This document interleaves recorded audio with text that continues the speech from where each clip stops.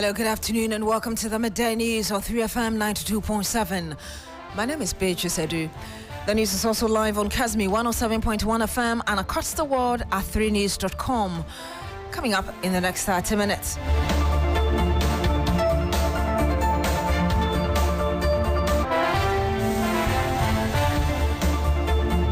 Supreme Court strikes out supplementary affidavit supporting an injunction application filed by suspended Chief Justice Gertrude Tokonu, seeking to halt her suspension and impeachment process. Also coming up on the program, embattled Ashanti Regional Chairman of New Patriotic Party Bernard Enchibuesiako still responding to medical treatment at NIB clinic after suddenly falling ill during interrogation by Iyoko officials. His interrogation is expected to continue this afternoon. We're live at the Iyoko for the very latest.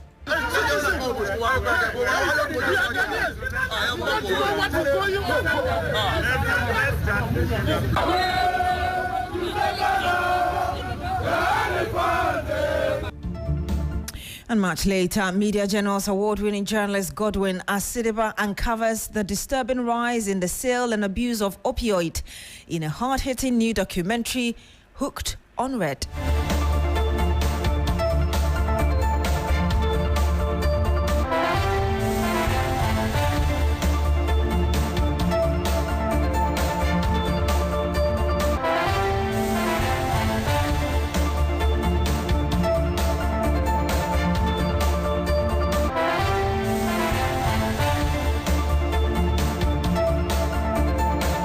Thank you very much for joining us this afternoon. Now, the Supreme Court has struck out Chief Justice Gertrude Tokonu's supplementary affidavit supporting an injunction application seeking to halt her suspension and the impeachment proceedings. The supplementary application filed on May 26 seeks, among other things, a restraining order against the 5-member committee from continuing with the removal petition hearing. She also wants 2 justices of the Supreme Court, Gabriel Scott Kwaman and Samuel Adib Asiadu, removed as members of the committee. We'll be crossing over to the court very shortly for the very latest. But ahead of that, embattled Ashanti Regional Chairman of the New Patriotic Party, Bernard Enchibuesiako, affectionately known as Chairman Wontumi, is still responding to medical treatment at the National Intelligence Bureau NIB clinic after falling ill during an interrogation at the Economic and Organized Crime Office, Iyoko, last evening. The development came shortly after his arrest and subsequent detention following an earlier invitation at the Criminal Investigations Department of the Ghana Police Service. Medical details remain undisclosed, though sources indicate the chairman complained of acute discomfort during questioning. Scores of party sympathizers last night massed up at Iyoko to protest Wuntumi's arrest. Let's now hear from a former Greater Accra Regional Minister, Ni Titus Glover, who expressed concerns about the manner in which Wuntumi's case was being handled.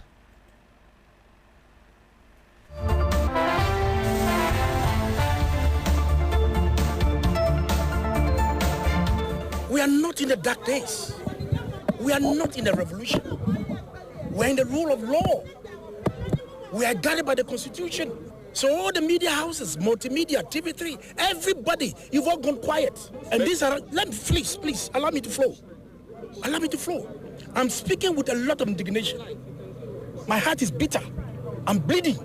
But I want to use your medium to assure the government and the NDC, but they cannot kill the spirit of the elephant. The spirit of the elephant is so strong and so united. You touch one, you touch everybody. What is the issue? Yesterday he was at CID headquarters. He was investigated. They granted him bail. He was asked to come back, only to finish with the CID and then they bring him here to continue the same process. Why? And you have the former Greater Accra Regional Minister, Ni Titus Glover. We understand that Iyoko is expected to continue the interrogation this afternoon. Let's cross over now to my colleague, Noble Crosby Annan, who's stationed at the Iyoko headquarters now. Crosby, what can you report? Well, if you come to the head office of the Economic and Organized Crime, we're expecting Chairman Wontumi, the Ashanti Regional NPP Chairman, to be brought here. At the moment, we understand that he is still on admission at an undisclosed health facility. There are reports that the facility is within the 37 military hospital. There are others who are saying that the facility is an NIB clinic, sort of. So far, we've seen his lawyer here, and I'm talking about Beatrice Adu, the former member of parliament. We've seen Kennedy Japan here, as well as some other supporters of the party gathering here in front of the EOCO office. Police presence here is also quite high. A few police vehicles, police barricades amongst others. So far, this is what is happening. We've not cited Bernard Enchibwe yet, but we understand that he is being kept or being monitored or still under detention in a health facility because he's unwell. In fact, according to his lawyer, Beatrice Adu, he came here hoping to get an officer to go with to the hospital or the clinic or the health facility where he's being kept so that they can then bring him here to continue with the investigations or the interrogations. But upon his arrival here, it appears that there's no officer here to go with him, and I'm talking about Beatrice Adu, to the health facility to then transport the Ashanti Regional Minister to the head office of EOCO. So far, that is what is happening here. Do we still have supporters massed up at the place? Just a handful of them, about quite a dozen. A handful of supporters are here, not as much as today, but a few supporters here, not exactly in front of EOCO, but across the street. If you know where the EOCO building is, they are across the street. The police have not allowed them masked up like they did yesterday in front of the EOCO building. And last night we saw how agitated they were. I mean, I don't hear any sound of agitation in the background. Does it suggest that they are probably just calm, observing what's going on? There's no agitation, and that's because that is what is happening. They are calm. They are hoping that the right thing will be done in their own words. They are optimistic that the Ashanti Regional Chairman Wontumi, a popular figure within their party, will be exonerated. He will be treated well. They're not making noise. They are not agitated. They are calm and, just wanting to know what is going on like every other Ghanaian. Aside from giving information or update on his medical condition, what has the lawyer been saying regarding this whole process? Because we just heard the former Greater Accra Regional Minister, Titus Glover, expressing concern about the manner in which this case is being handled. Well, unfortunately, Beatrice Adu has not spoken about the treatment being meted out to Chairman Wontumi or how the case is progressing in relation to all the charges against him, amongst others. But the only comment we've heard from him is what the situation is now, that he has not been able, the Chairman Wontumi has not been brought to the EOCO because no officer is around to go with him and Beatrice Adu to the health facility where he's being kept, so that he will then be brought for interrogation. Thank you so much for that comprehensive report there, Noble Crosby-Annan, currently stationed at the EOCO headquarters, observing what's happening as regards the continuous interrogation of the NPP Ashanti Regional Chairman Bernard Enchibwe, also known as Chairman Wontumi. We'll bring you an update as and when we have it. Meanwhile, a senior communicator with the Movement for Change, Solomon Wusu, is accusing Chairman Wontumi of feigning illness in order to escape accountability. He spoke earlier on TV3's New Day. Only yesterday, he was on radio speaking loudly on top of his voice. Ghana for Musorio, Ghana for Musorio. Didn't you hear that? Yeah, I did. What has that got to do this man drove by himself to the headquarters of EOCO. No. What's the name? CID. And was driving back. All of a sudden, arrested EOCO. This man is sick. And EOCO too must be very serious. You mean Chairman Wontumi can't get sick? How can he be sick all of a sudden? The governor? Governor of where? You are not sick. Wontumi, whatever you are, and again, this medical doctor who is saying this morning, Wontumi is sick. I want to see the report. He's a coward. You see, we must be serious as a country if we want to develop. As a result of the effects of Galamsey, women were having even their menstrual cycle shortened. They were giving birth to kids with 3 eyes, 4 eyes, and the perpetrator is saying we must trivialize this matter. And you heard a senior communicator with the Movement for Change. We can now listen to Dr. Joshua Zato, a senior lecturer at the University of Ghana's Political Science Department, who is accusing the government of political vendetta against opponents. What has happened to someone, to me, is a naked and shambolic attempt to cover up the government's inefficiency in the Galamsey fight. Naked and shambolic attempt by the government to hide their woeful, pathetic inefficiencies in the Galamsey fight. The Ghana Catholic Bishop Conference was in the Jubilee House. They asked one thing of the president, one thing. Please, Mr. President, we beg you, declare a state of the emergency. The president has not done that. The anti-coalition people, if you talk to anyone, nobody in the anti-Galamsey goal can tell you that we are winning this fight. Absolutely nobody. There are simple, low-hanging fruits you can do. This morning, the president can declare a state of he will do it. I've heard what the parliament is supposed to do. Nothing in the itinerary given so far says that they are going to expunge or they are going to remove the bill that is mining there. So, all of a sudden, let's go for Wontumi. And he had a senior political lecturer at the University of Ghana's Political Science Department. Let's speak to Dr. Jonathan Asante-Okyere. He's a political analyst. He joins us live on the line. Good afternoon to you, Doc. Thank you so much for joining us.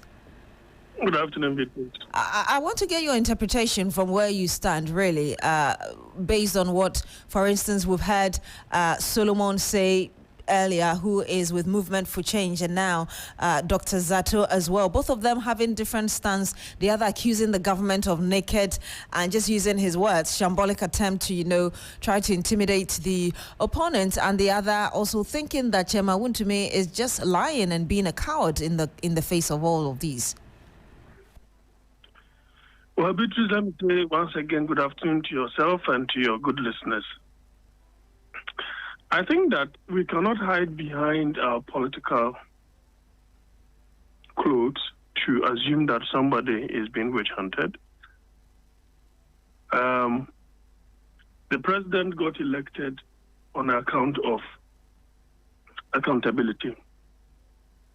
And if you have a situation where UTAG even joined organized labor to declare strike, and we have a previous government that was so unwilling to prosecute Mr. Wontumi on the score of Galamsey activities. Our former president even had cause to suggest that Mr. Wontumi was not doing or was not engaged in Galamsey.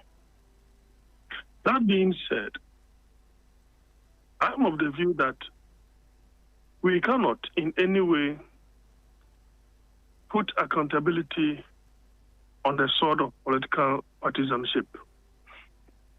Accountability is good for the ordinary Ghanaian in the sense that we stand out to benefit, because some time ago we had political actors who remained untouchable. And a different time has come in which the citizens have spoken that they want proper accountability. So in all of this, I see it as part of the accountability process, which the president has been very keen on.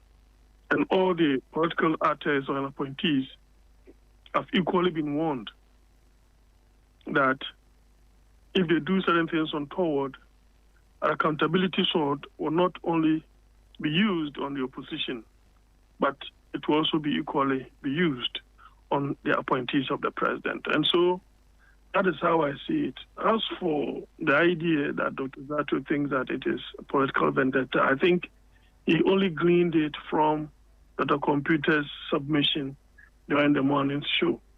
But in general terms, that I don't think that represents the view of government. Indeed. Yeah, we cannot also suggest that every now and then, if a new government comes and demanding accountability, we think it is witch hunting. I don't think it is proper. If we really want to reset this country and reset this economy, we cannot be doing the same thing that yielded the same result. we may have to change our ways. One other thing that comes up is when a political figure is arrested or is going through such a process, you find supporters massing up at such places, and even to an extent that sometimes journalists are attacked. Like yesterday, I'm sure you heard that a journalist was attacked. Is this a trend that we must, is this something that we must encourage? Not at all. Unfortunately, this has been characterized by, both, ends of the political divide. It is something that they've always encouraged their membership to do. And these are more or less like rented, citizens of one particular political divide. I see it as an act of lawlessness. And that I think that even Mr. Wontumi should answer charges of that nature. Because that flout in the face of Public Order Act. And so the police can even charge him for that, especially when they heard him on his radio or TV asking the people to come en masse. Because when they do come, definitely they're going to breach the law. You saw what happened. A journalist was attacked. So all of these can lead to certain things. So it creates the impression that the political class are untouchable within the sphere of politics. And that, for me, does not sit well. And so if we really believe in the resetting agenda, which the president, the vice president, and then all the appointees have set their mind to, then we need to see that new trend that they are carving for all of us. And I think that if it is not about overstretching the issue, Mr. Wontumi should be charged for causing, for inciting the public against the state, because it is a state function that is being performed. So I think that the nation must explore that and exploit that opportunity. That will serve as a caution for politicians who call, on their support base to come and do certain things that are illegal. We'll have to end it here. Thank you very much, Dr. Jonathan Asantiotre. He's a political analyst. Let's go to our earlier story about the Supreme Court and the hearing of the CJ's supplementary affidavit. Lord Edwasare is our correspondent in court. He joins us live on the line. George, Lord, earlier the court overruled the AG's objection to the inclusion of the 5-member committee members as defendants. Just tell us more as regards to what's transpired. Right, Beatrice. So, initially, the Deputy Attorney General, Dr. Justice Remsa, he's leading the prosecution for the Attorney General in this matter, being a defendant. Now, the day the case was called, he objected to the inclusion or the listing of the members of the Committee of Inquiry probing the petitions for the removal of Chief Justice Gertrude Tokonu. Now, he indicated that from the suit, the main party is the Attorney General and the one who is to be affected. So the committee members should be excluded from the injunction application. But the lead counsel for the suspended Chief Justice Gertrude Tokonu, he's the former Attorney General, he indicated that if you look at the reliefs being sought by his clients, the members of the committee had a role to play. And Beatrice, you recall that the chair of the committee, Justice Pamang, another member of the committee, has also been listed. And so he was making the case that they stand to be affected. And so once they have been certain the reliefs, they ought to be included in the injunction suits. Now, ruling on the matter, the 5-member panel of justices presided over by the acting Chief Justice, Bafo Boni, overruled that objection by the Deputy Attorney General, Dr. Justice Remsa. And then there was also another objection this time around by the Deputy Attorney General. Again, but this time around it had to do with the supplementary affidavit. And Beatrice, if you look at that document, it constituted certain matters that the Chief Justice raised in her first meeting with the Committee of Inquiry. Part of the issues that she raised had to do with the fact that she indicated that she'd been subjected to searches her spouse and children were disallowed entry to see her. Several other claims and allegations in there. And the Deputy Attorney General, Dr. Justice Remsa, asked the court to dismiss that, highlighting that those things that she had mentioned have been captured by Article 1468. That has to do with the fact that the work of the committee should be privy or should be only to the committee. It should be in camera. It shouldn't be in the forum. It shouldn't be in the public eye. And so he was arguing on that front that the Supreme Court should dismiss or uphold his objection to the supplementary affidavit being used in support of the injunction application. But Godfred Yobadame, the lawyer for the CJ, indicated that that's not the case because the instances that the Chief Justice had mentioned cannot be cited as hearings because, as it were, the substantive hearing for which reason she was there has not even begun. For example, he stated that the lawyer who was representing her at the hearing, that is lawyer Beatrice Adu, he was not recognized after being served a hearing notice and several other indications about her laptop being searched and where the hearing was taking place, where we understand that it's being held at the castle and not, for example, the judicial premises. For example, is a law court complex. He indicated that all that constitutes things that just happened at the venue of the hearing, but the hearing in itself had tentatively not begun, and so it cannot be said that it's been covered under the Article 1468, for which reason it has to be private. All right. Okay. We'll have to end it here, Lord. Thank you very much for bringing us that update from court. 22 minutes past the hour of 12. Stay with us. Hello, Ghana. It's a new year and Bill's Microcredit is here to support your dreams. If you're not working but want to start a business, don't let money stop you. With just your Ghana card, you can get a loan to turn your ideas into reality. Already running a business? Need more capital? Or are you a salary worker looking for extra funds? Bills offers fast and easy loans with no collateral, no deposit, and no SUSI savings required. Wherever you are, whatever you need, Bills makes it happen. Call Bills Microcredit today. Call 0596 920 833 or 0302 200 390 and get started. Bills is licensed and regulated by the Bank of Ghana. Bills, financing your needs. Terms and conditions apply. Freezer, yeah, diaba. Adama for diaba. Hey, freezer. Adama, akwa semenhia. Adama. Metimoso, ma sorry. Kanino, obo mo ase a. Adu frefre no bia mienu miensa na se nan. After what we diabase. Adama for aduna akwa fo ho hu se.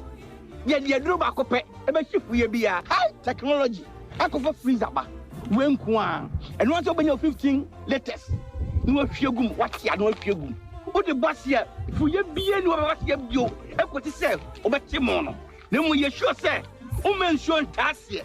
Nemu asena for na anu a freezer umpa we na apade freezer basia ebe so do so aman amoni age omuti na me wasika omuti na me di me nyina du ba so mdu mdu Adama with that Adama no kuya Adama you can't resist ubenya Adama West Africa for adwe bi o be bibia ye ton kraye ho adwu afi kayo na kenkan enchoya ewo adwe ho.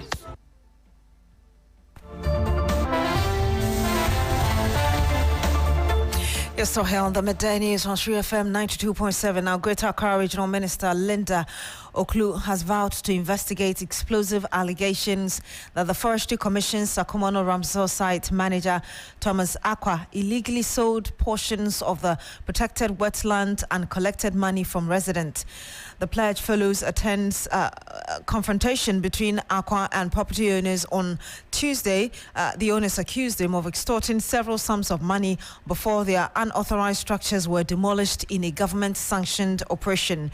The probe commitment comes hours after Minister Oklu led a task force to demolish encroaching structures on the ecologically sensitive Sakomono Ramsar site. Let's listen to what transpired between the minister.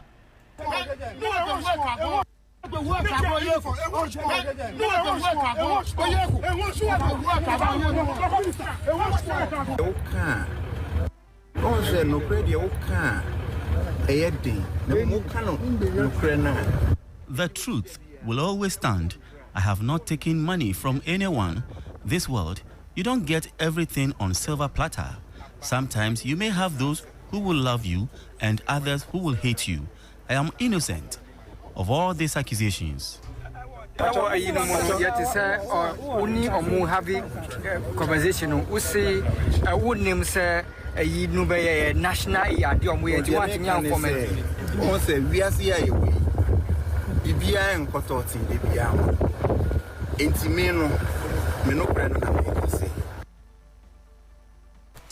Let's speak to our reporter, Deborah Mensah, who is with the task force now. She joins us live on the line. Debbie, what more can you tell us? Okay, so the demolition exercise that started yesterday, we all saw what came out from it, some allegations being made and all that.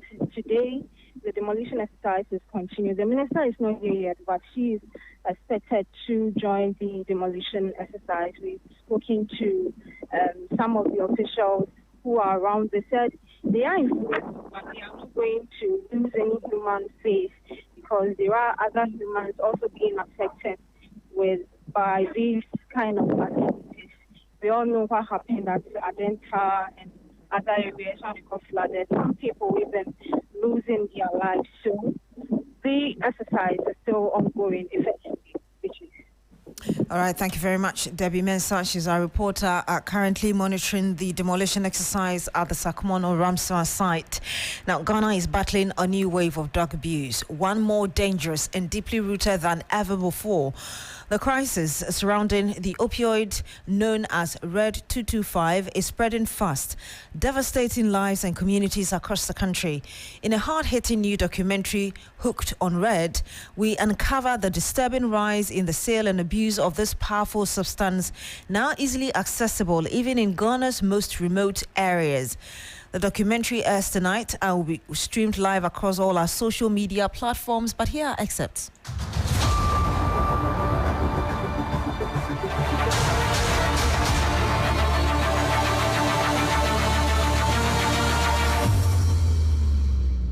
So we want to stop the medicine. And we go take gun or go rob no. Daytime. It was meant to heal, but on the streets, red now rules lives.